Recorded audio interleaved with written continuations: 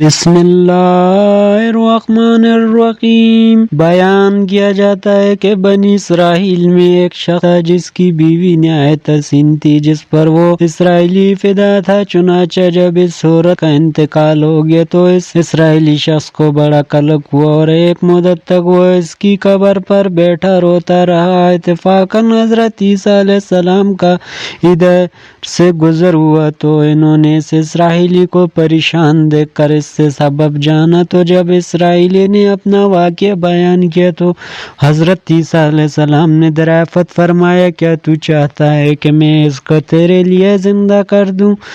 اس نے عرض کیا کہ ہاں حضور، میں یہی چاہتا ہوں۔ چنانچہ جب حضرت عیسیٰ علیہ السلام نے اس قبر کے مردے کو آواز دی تو قبر سے ایک حبشی غلام، جس کے ناک کے نتنوں، آنکھوں اور جسم کے دوسرے سوراخوں سے آگ کی لپیٹیں اٹھ رہی تھی، حضرت عیسیٰ علیہ السلام کو دیکھتے غلام نے کلمہ پڑھا، لا الہ الا اللہ عیسیٰ رسول اللہ۔ اسرائیلی نے یہ دیکھ کر عرض کیا، حضور مجھ سے غلطی ہو گئی، میری بیوی کی قبر تو دوسری ہے۔ یہ سن کر حضرت عیسیٰ علیہ السلام نے حبشی کو حکم دیا کہ تم اپنی قبر میں واپس ہو جاؤ۔ چنانچہ وہ مردہ ہو کر گر گیا اور اس کی قبر کو مٹی سے چھپا دیا گیا۔ پھر حضرت عیسیٰ علیہ السلام نے اسے دوسری قبر کی جانب توجہ فرمائی اور حکم دیا کہ اے صاحب قبر، اللہ کے حکم سے زندہ ہو جا۔ چنانچہ قبر پھٹی اور اس سے ایک عورت سر سے گرد جاڑتی ہوئی باہر آ گئی، جس کو دیکھ کر اسرائیلی بولا کہ یا روح اللہ، میری بیوی یہی ہے۔ پھر حضرت عیسیٰ علیہ السلام کے حکم سے وہ اسرائیلی اپنی بیوی کو ہمراہ لے کر واپس ہونے لگا، مگر عرصے سے جاگا ہوا تھا، اسی لیے اس پر نیند کا غلبہ ہو گیا اور اس نے بیوی سے کہا کہ تیری قبر پر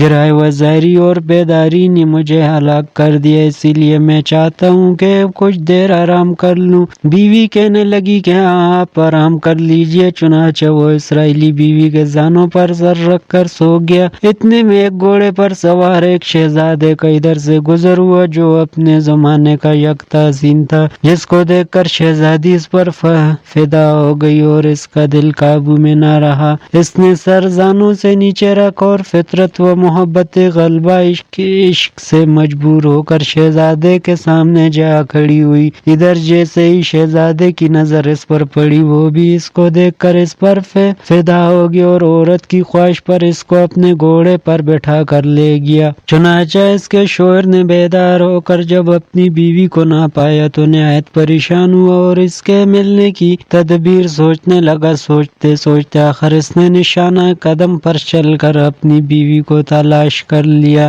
جو شہزادے کے پاس پہنچ چکی تھی۔ اس کو دیکھ کر اسرائیلی نے شہزادے سے عرض کیا کہ یہ میری بیوی ہے، آپ اس کو چھوڑ دیجئے۔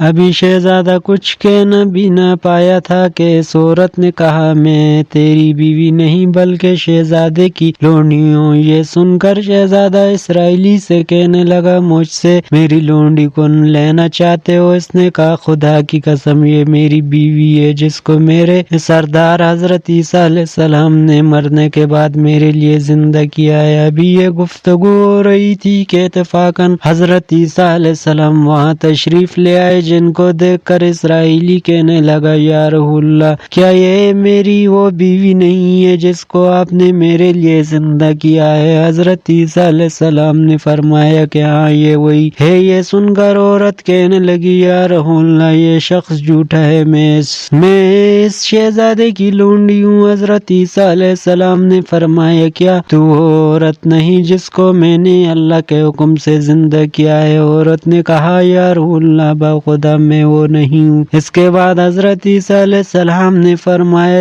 او جان، خدا کے حکم سے میں نے تجھے دی ہے، اس کو واپس کر دے۔ یہ سنتے ہی وہ عورت پھر مردہ ہو کر گر پڑی۔ پھر حضرت عیسیٰ علیہ السلام فرمانے لگے کہ جو شخص ایسے آدمی کو دیکھنا چاہے جو کافر مرا تھا اور زندہ ہو کر ایمان لایا تو وہ اس حبشی غلام کو دیکھ لے، اور جو کوئی ایسے شخص کو دیکھنے چاہے جو مومن مرا تھا پھر اللہ نے اس کو زندہ کیا اور کافر ہو کر حالات کفر میں مر گیا تو وہ اس عورت کو دیکھ لے۔ اس واقعے کو دیکھ کر اسرائیلی نے قسم کھائی کہ اب کبھی نکاح نہ کروں گا اور میدانوں کی طرف نکل گیا جہاں اللہ تعالیٰ کی عبادت میں مصروف رہ کر اسے موت آ گئی۔ اللہ اللہ تعالیٰ اس پر رحم فرمائے۔ حاصل نبی اور رسول کے اقرار اور انکار کا نتیجہ اس حقائق سے ظاہر ہوتا ہے اور سبق ملتا ہے کہ کامیابی اپنے نبی کی اطاعت و محبت سے ہی مل سکتی ہے۔ چنانچہ ہمیں بھی چاہیے کہ ہر حال میں ہم اپنے نبی صلی اللہ علیہ وآلہ وسلم کی اطاعت کو سامنے رکھیں، چاہے دل مانے یا نہ مانے۔ نبی کریم صلی اللہ علیہ وآلہ وسلم کے طریقوں کو لازمی اپنایا جائے۔ اللہ تعالیٰ اس واقعے سے سبق حاصل کر کے ہمیں عمل کرنے کی توفیق عطا فرمائے، آمین یا رب العالمین۔